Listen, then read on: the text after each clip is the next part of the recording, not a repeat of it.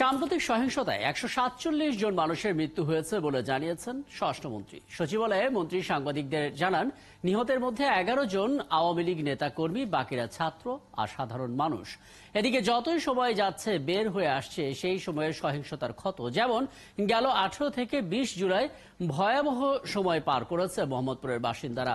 গাড়ি পোড়ানো, সরকারি স্থাপনা, বাড়িঘর থেকে শুরু করে রাস্তায় চলাচলকারী মানুষের উপরেও হামলা করেছে দুর্বৃত্তরা। শিক্ষার্থীদের কোটা আন্দোলনে ভর করে নরসিংদীতে কারাগার ছাড়াও দুর্বৃত্তদের হামলা, ভাঙচুর, আগুনের শিকার হয়েছে ৯টি সরকারি দপ্তর। নৈরাজ্যের সুযোগ নিয়ে কেউ কেউ ব্যক্তিগত অফিস, বাড়ি ঘর সহ বিভিন্ন প্রতিষ্ঠানে লুটপাট চালিয়েছিল।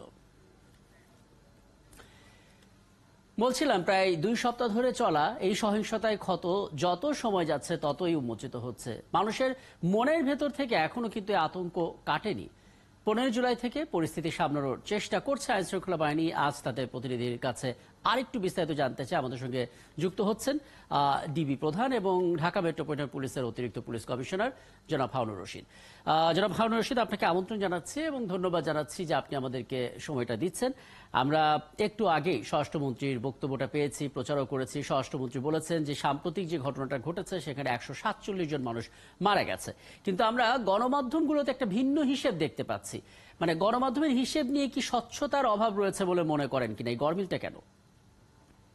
না, আসলে আপনাকে ধন্যবাদ। আপনারা জানেন যে আসলে যে মানে তারা একটি কোমলমতি ছাত্রদের একটা আন্দোলনের ভিতরে, আপনি একটু আগে বলেছেন যে কোঠা বিরোধী আন্দোলনকে ঘিরে একটা চক্র, অসাধু চক্র, যারা অনুপ্রবেশ করে, বিশেষ করে ছাত্রদল, বিএনপি, জামাতের একটি গোষ্ঠী, তারা একটা শুধুমাত্র ঢাকা না, তারা সারা বাংলাদেশেই একটা নারকীয় ধ্বংসতাণ্ডব চালিয়েছে।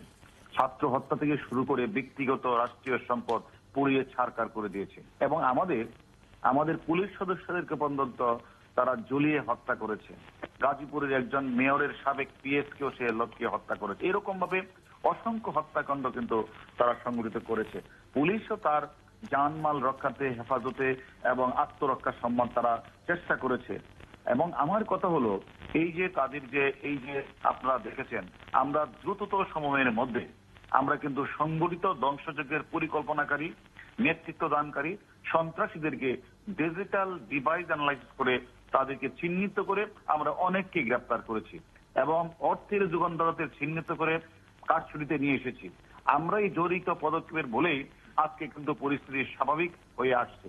তবে আপনি যে কথাটা বলছেন যে আকস্মিকভাবে এমন একটা ভয়াবহ নাশকতার জন্য নগরবাসী প্রস্তুত ছিল না, কিছুটা তো ট্রমাটাইজ আছে, কিন্তু তারপরেও আমরা মনে করি পরিস্থিতি অনেক উন্নতি হয়েছে। তবে আপনি যে প্রশ্নটা করেছেন যে হত্যাকাণ্ডের যে সংখ্যাটা, আমি মনে করি আমাদের ঊর্ধ্বতন কর্তৃপক্ষ যে সংখ্যাটা বলছেন, এটা অবশ্যই তারা হিসাব নিকাশ করে, পরীক্ষা নিরীক্ষা করে তারা সেটা উপস্থাপনা করেছেন।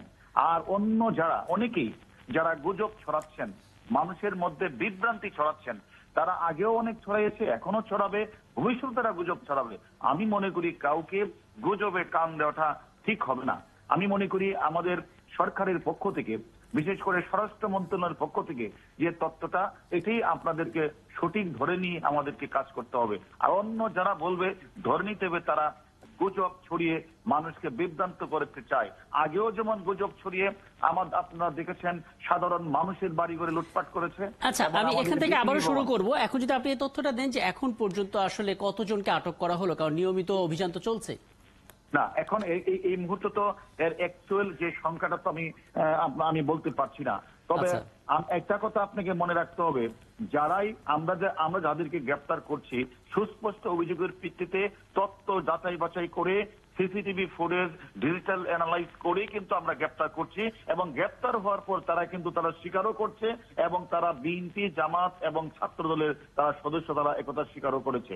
আমরা মনে করি অন্যায়ভাবে, অহেতুকভাবে কাউকে আমরা ধরে এনে আমরা তাদেরকে অন্যায়ভাবে আমরা কোর্টে প্রেরণ করব না। আমরা অতীতে ওই কাজগুলি করি নাই, আমরা এই কাজগুলি বর্তমানে করছি না। আমরা মনে করি সত্যিকার অর্থে যারা এই হত্যাকাণ্ড, বিশেষ করে আপনাদের স্বপ্নের মেট্রো রেল, বিটিভি ভবন, ডাটা সেন্টার এবং বিভিন্ন পুলিশ স্থাপনা এবং আমাদের পুলিশ সদস্যরা হত্যা করেছে।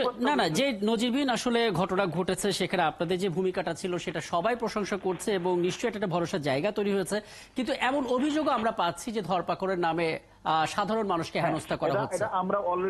আমরা অলরেডি গতকাল আমাদের মিটিং ছিল, সেই মিটিং এ আমরা আমাদের ডিবির প্রত্যেক সদস্যকে আমি বলেছি, আমরা মনে করি আমরা মানে অন্যায়ভাবে অহেতুকভাবে কাউকে ডেকে আনার কোনো প্রশ্নই ওঠে না। যদি এরকম শোনা যায় তাহলে তাদের বিরুদ্ধে আমরা ব্যবস্থা নিব, কিন্তু এখনো পর্যন্ত অহেতুকভাবে মানে অন্যায় করে নাই এমন কাউকে আমরা কিন্তু আনি নাই।